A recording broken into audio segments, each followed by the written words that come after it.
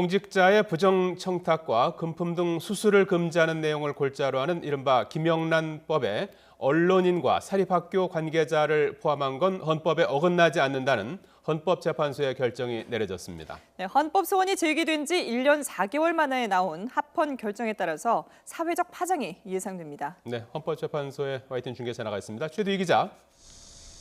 네, 헌법재판소에 나와 있습니다. 예, 처음 법이 만들어진 지 3년 만에 선고 결과가 나온 건데 현장 분위기부터 전해주시죠.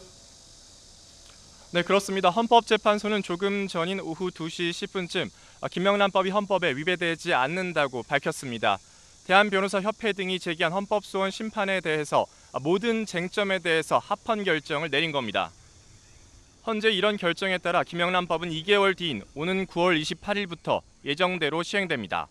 법의 영향을 받는 이해관계자만 400만 명 이상으로 추정되는 만큼 우리 사회에 적지 않은 영향을 미칠 것으로 보입니다. 앞서 헌재는 원래 오후 2시부터 다른 사건들을 순차적으로 선고한 뒤 26번째 순서로 김영란법 선고를 할 예정이었지만 사회적 관심 등을 종합적으로 고려해 첫 번째 순서로 선고 시기를 조정했습니다. 김영란법이 합헌으로 결정된 후 이곳 헌재 앞에서는 한국농축산연합회 관계자들이 결정에 항의하는 시위를 벌이기도 했습니다. 반면 일부 시민단체는 환영 입장을 보이기도 했습니다. 오늘 선고가 내려진 헌재 대신 판정과 브리핑실에도 오전부터 많은 취재진이 몰려 오늘 결정에 쏠린 사회적 관심을 반영했습니다. 네, 구체적으로 쟁점별로 어떤 의견들이 나왔는지 정리해 볼까요? 네, 우선 헌재는 언론인과 사립학교 관계자를 법 적용 대상에 포함하기로 했습니다. 재판관 9명의 의견은 7대2로 갈렸는데요. 재판관 7명이 합헌 결정을 낸 데 반해 2명은 위헌 의견을 냈습니다.